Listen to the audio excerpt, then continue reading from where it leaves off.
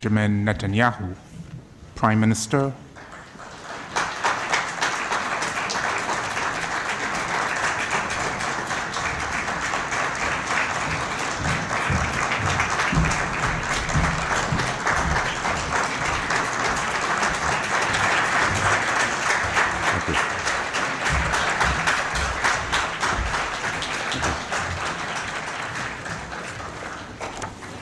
I have great pleasure in welcoming the Prime Minister, Minister for Foreign Affairs, and Minister of Public Affairs and the Diaspora, His Excellency Benjamin Netanyahu of the State of Israel, and I invite him to address the General Assembly. Mr. Prime Minister.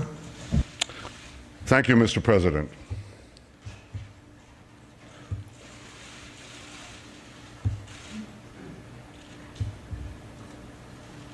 I feel deeply honored and privileged to stand here before you today representing the citizens of the State of Israel. We are an ancient people. We date back nearly 4,000 years to Abraham, Isaac, and Jacob. We have journeyed through time. We've overcome the greatest of adversities, and we reestablished our sovereign state in our ancestral homeland, the land of Israel.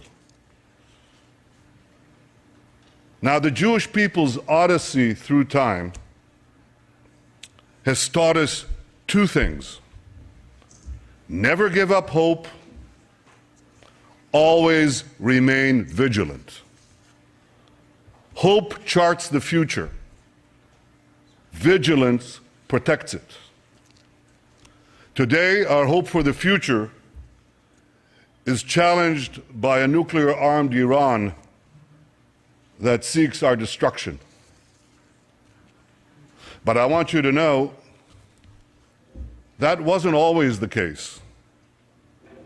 Some 2,500 years ago, the great Persian king Cyrus ended the Babylonian exile of the Jewish people.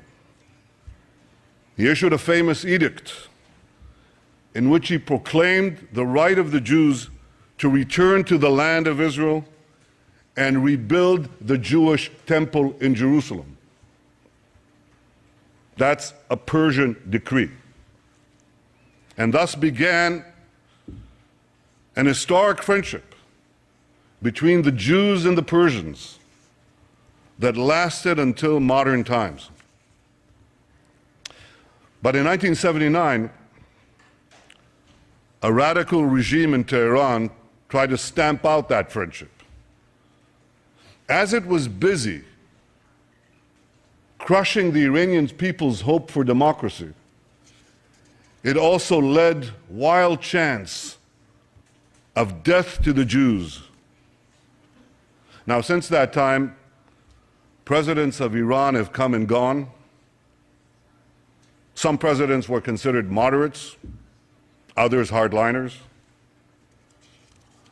But they've all served that same unforgiving creed, that same unforgiving regime. That creed that is espoused and enforced by the real power in Iran, the dictator known as the supreme leader. First Ayatollah Khomeini, and now Ayatollah Khamenei. President Rouhani, like the presidents who came before him, is a loyal servant of the regime. He was one of only 6 candidates the regime permitted to run for office. See, nearly 700 other candidates were rejected. So what made him acceptable? Well, Rouhani headed Iran's Supreme National Security Council from 1989 through 2003. During that time, Iran's henchmen gunned down opposition leaders in a Berlin restaurant. They murdered 85 people at the Jewish Community Center in Buenos Aires. They killed 19 American soldiers by blowing up the Khobar Towers in Saudi Arabia. Are we to believe that Rouhani, the national security advisor of Iran at the time, knew nothing about these attacks? Of course he did. Just as 30 years ago, Iran's security chiefs knew about the bombings in Beirut that killed 241 American Marines and 58 French paratroopers. Rouhani was also Iran's chief nuclear negotiator between 2003 and 2005. He masterminded the strategy which enabled Iran to advance its nuclear weapons program behind a smokescreen of diplomatic engagement and very soothing rhetoric. Now, I know Rouhani doesn't sound like Ahmadinejad, but when it comes to Iran's nuclear weapons program, the only difference between them is this: Ahmadinejad was a wolf in wolf's clothing.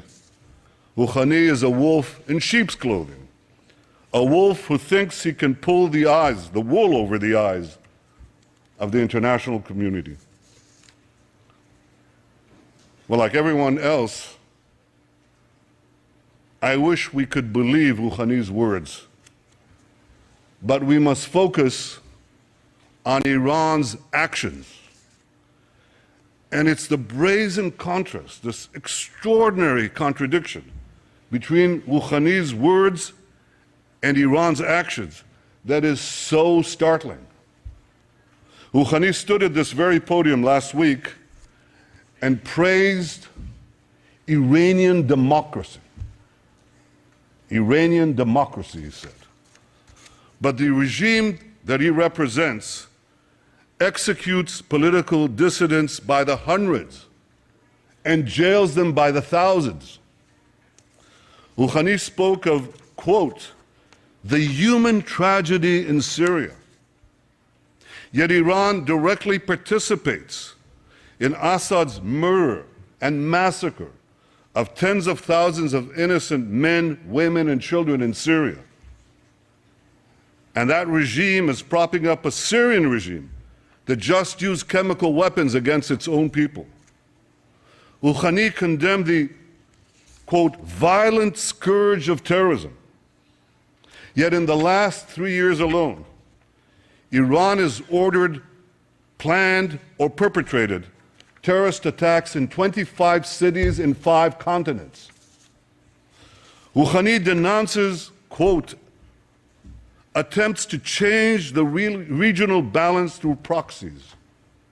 Yet Iran is actively destabilizing Lebanon, Yemen, Bahrain, and many other Middle Eastern countries. Rouhani promises, quote, constructive engagement with other countries. Yet 2 years ago, Iranian agents tried to assassinate Saudi Arabia's ambassador in Washington, D.C. And just 3 weeks ago, an Iranian agent was arrested trying to collect information for possible attacks against the American embassy in Tel Aviv. Some constructive engagement. I wish I could be moved by Rouhani's invitation to join his wave, a world against violence and extremism. Yet the only waves Iran has generated in the last 30 years are waves of violence and terrorism that it has unleashed in the region and across the world. Ladies and gentlemen, I wish I could believe Rouhani, but I don't. Because facts are stubborn things. And the facts are that Iran's savage record flatly contradicts Rouhani's soothing rhetoric.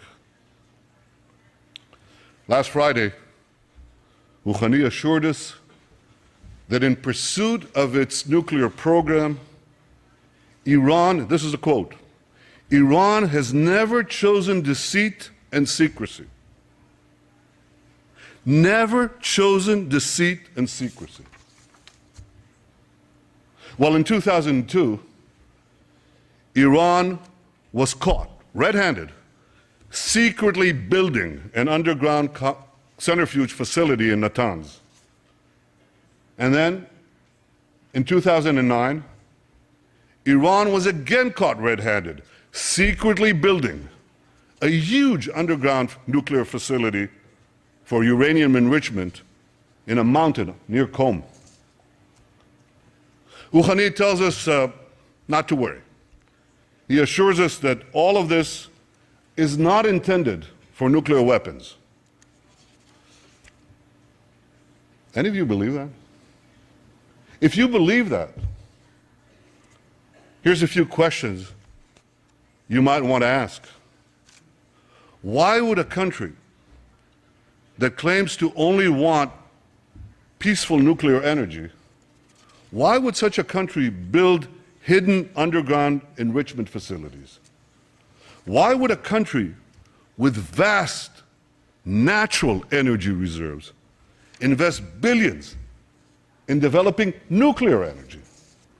Why would a country intent on merely civilian nuclear programs continue to defy multiple Security Council resolutions and incur the tremendous cost of crippling sanctions on its economies? And why would a country with a peaceful nuclear program develop intercontinental ballistic missiles whose sole purpose is to deliver nuclear warheads? You don't build ICBMs to carry TNT thousands of miles away. You build them for one purpose, to carry nuclear warheads. And Iran is building now ICBMs that the United States says could reach this city in 3 or 4 years. Why would they do all this? The answer is simple. Iran is not building a peaceful nuclear program. Iran is developing nuclear weapons. Last year alone, Iran enriched 3 tons of uranium to 3.5%, doubled its stockpile of 20% enriched uranium, and added thousands of new centrifuges, including advanced centrifuges. It also continued work on the heavy water reactor in Iraq. That's in order to have another route to the bomb, a plutonium path. And since Rouhani's election, and I stress this vast and feverish effort has continued unabated. Ladies and gentlemen, underground nuclear facilities, heavy water reactors, advanced centrifuges, ICBMs. See, it's not that it's hard to find evidence that Iran has a nuclear program, a nuclear weapons program. It's hard to find evidence that Iran doesn't have a nuclear weapons program. Last year when I spoke here at the UN, I drew a red line. Now, Iran has been very careful not to cross that line. But Iran is positioning itself to race across that line in the future at a time of its choosing. Iran wants to be in a position to rush forward to build nuclear bombs before the international community can detect it and much less prevent it. Yet Iran faces one big problem. And that problem can be summed up in one word: sanctions. I've argued for many years, including on this podium, that the only way to peacefully prevent Iran from developing nuclear weapons is to combine tough sanctions with a credible military threat. And that policy today is bearing fruit. Thanks to the efforts of many countries, many represented here, and under the leadership of the United States, tough sanctions have taken a big bite off the Iranian economy. Oil revenues have fallen, the currency has plummeted, banks are hard-pressed to transfer money. So as a result, the regime is under intense pressure from the Iranian people to get the sanctions relieved or removed. That's why Rouhani got elected in the first place. That's why he launched his charm offensive.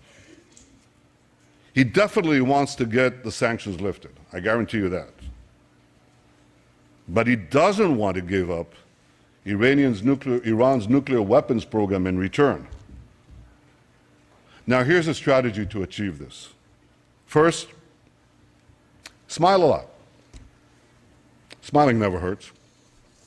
Second, pay lip service to peace, democracy, and tolerance. Third, offer meaningless concessions in exchange for lifting sanctions. And fourth, and the most important, ensure that Iran retains sufficient nuclear material and sufficient nuclear infrastructure to race to the bomb at a time that it chooses to do so. You know why Rouhani thinks he can get away with this? I mean, this is a ruse. It's a ploy. Why does Rouhani think thinks he can get away with it? Because he's gotten away with it before. Because his strategy of talking a lot and doing little has worked for him in the past. He even brags about this. Here's what he said in his 2011 book about his time as Iran's chief nuclear negotiator. And I quote, "While we were talking to the Europeans in Tehran, we were installing equipment in Isfahan." Now, for those of you who don't know, the Isfahan facility is an indispensable part of Iran's nuclear weapons program. That's where uranium ore called yellow cake is converted into an enrichable form. Rouhani boasted, and I quote, "By creating a calm environment, we were able to complete the work in Isfahan." He fooled the world once. Now he thinks he can fool it again. You see, Rouhani thinks he can have his yellow cake and eat it too. And he has another reason to believe that he can get away with this. And that reason is called North Korea.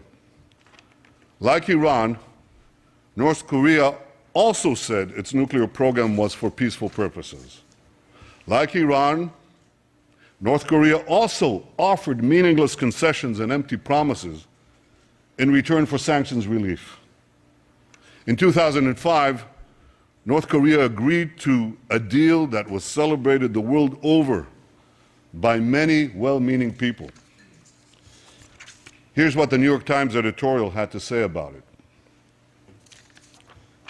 Quote, "For years now, foreign policy insiders have pointed to North Korea as the ultimate nightmare, a closed, hostile, and paranoid dictatorship with an aggressive nuclear weapons program.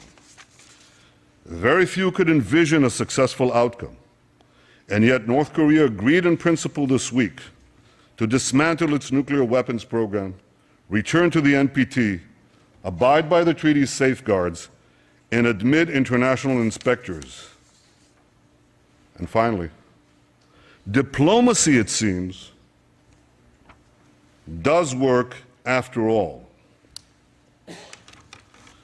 Ladies and gentlemen, a year later, North Korea exploded its first nuclear weapons device. Yet, as dangerous as a nuclear-armed North Korea is, it pales in comparison to the danger of a nuclear-armed Iran. A nuclear-armed Iran would have a chokehold on the world's main energy supplies. It would trigger nuclear proliferation throughout the Middle East, turning the most unstable part of the planet into a nuclear tinderbox. And for the first time in history, it would make the specter of nuclear terrorism a clear and present danger. A nuclear-armed Iran in the Middle East wouldn't be another North Korea. It would be another 50 North Koreas. Now, I know that some in the international community think I'm exaggerating this threat.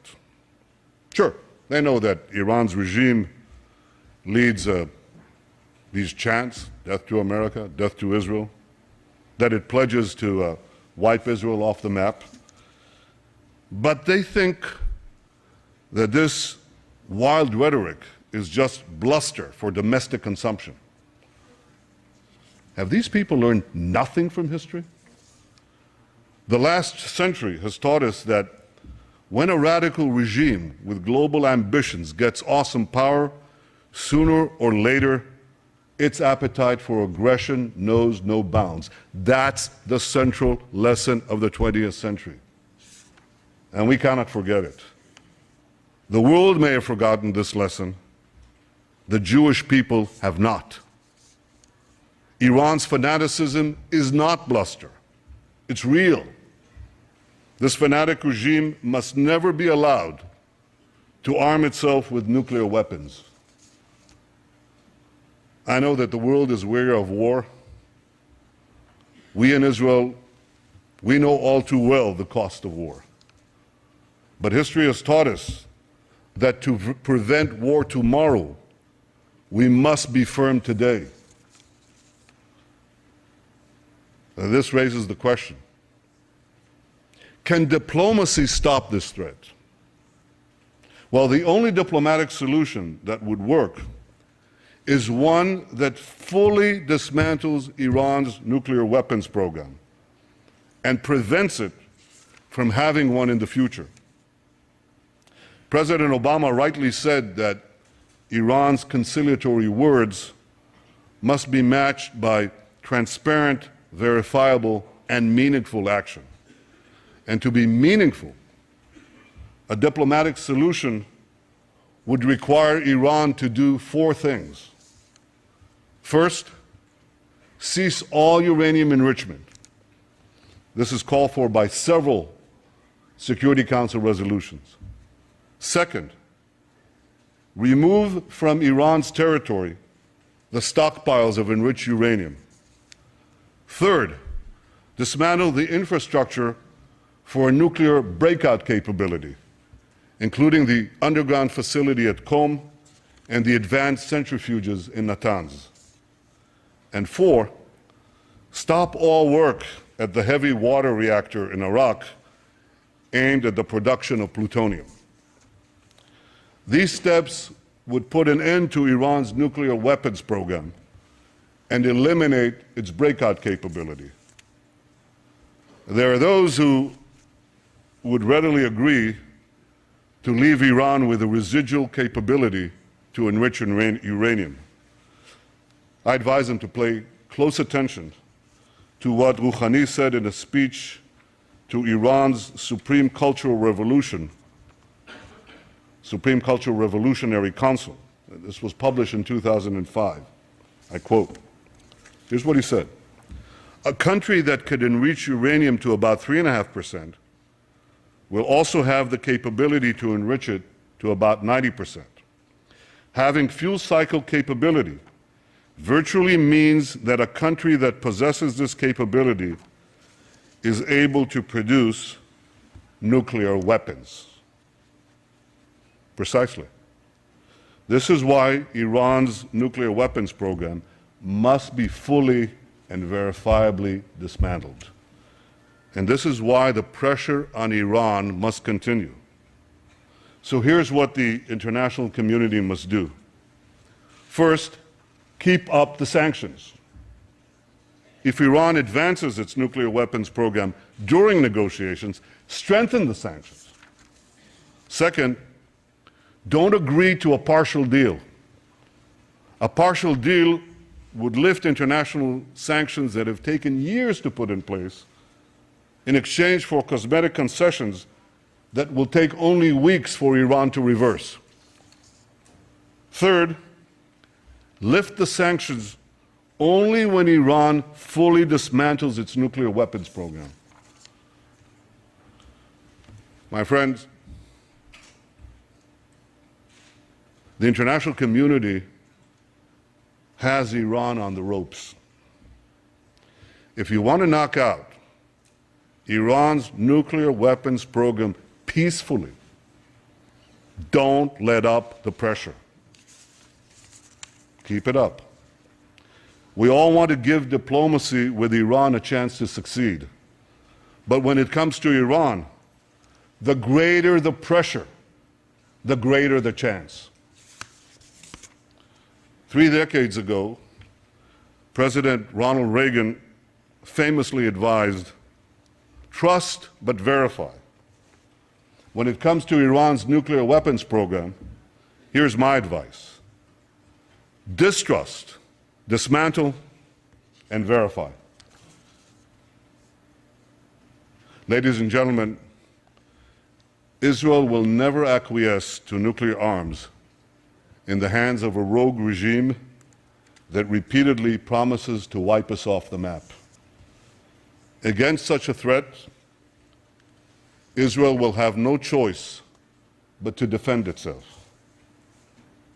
I want there to be no confusion on this point. Israel will not allow Iran to get nuclear weapons. If Israel is forced to stand alone, Israel will stand alone. Yet in standing alone, Israel will know that we will be defending many, many others.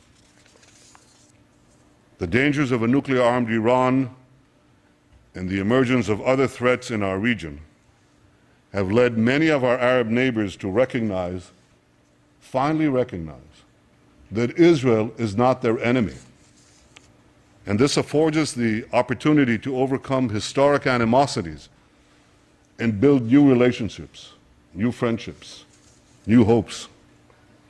Israel welcomes engagement with the wider Arab world.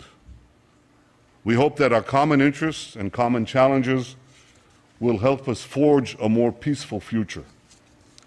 And Israel continues to seek an historic compromise with our Palestinian neighbors, one that ends our conflict once and for all. We want peace based on security and mutual recognition, in which a demilitarized Palestinian state recognizes the Jewish state of Israel. I remain committed to achieving an historic reconciliation and building a better future for Israelis and Palestinians alike. Now, I have no illusions about how difficult this will be to achieve. 20 years ago, the peace process between Israel and the Palestinians began. 6 Israeli prime ministers, myself included, have not succeeded in achieving peace with the Palestinians. My predecessors were prepared to make painful concessions, so am I. But so far, Palestinian leaders haven't been prepared to offer the painful concessions they must make in order to end the conflict. For peace to be achieved, the Palestinians must finally recognize the Jewish state, and Israel's security needs must be met. I am prepared to make an historic compromise for a genuine and enduring peace, but I will never compromise on the security of my people and of my country, the one and only Jewish state. Ladies and gentlemen, one cold day in the late 19th century, my grandfather, Nathan, and his younger brother, Judah, were standing in a railway station in the heart of Europe. They were seen by a group of anti-Semitic hoodlums who ran towards them, waving clubs, screaming, "Death to the Jews." My grandfather shouted to his younger brother to flee and save himself. And he then stood alone against the raging mob to slow it down. They beat him senseless. They left him for dead. And before he passed out, covered in his own blood, he said to himself, "What a disgrace! What a disgrace! The descendants of the Maccabees lie in the mud, powerless to defend themselves." He promised himself then that if he lived, he would take his family to the Jewish homeland and help build a future for the Jewish people. I stand here today as Israel's Prime Minister because my grandfather kept that promise. And so many other Israelis have a similar story, a parent or a grandparent who fled every conceivable oppression and came to Israel to start a new life in our ancient homeland. Together we've transformed a bludgeoned Jewish people, left for dead, into a vibrant, thriving nation, defending itself with the courage of modern Maccabees, developing limitless possibilities for the future. In our time, the biblical prophecies are being realized. As the prophet Amos said, "They shall rebuild ruined cities and inhabit them. They shall plant vineyards and drink their wine. They shall till gardens and eat their fruit. And I will plant them upon their soil, never to be uprooted again. Veshavti et shvut ami Yisrael, uvanu arim neshamot vayashavu, ונטו כרמים ושתו את יינם, ועשו גינות ואכלו את פריים, ונטטים על אדמתם, ולא ינטשו עוד." Ladies and gentlemen, the people of Israel have come home never to be uprooted again.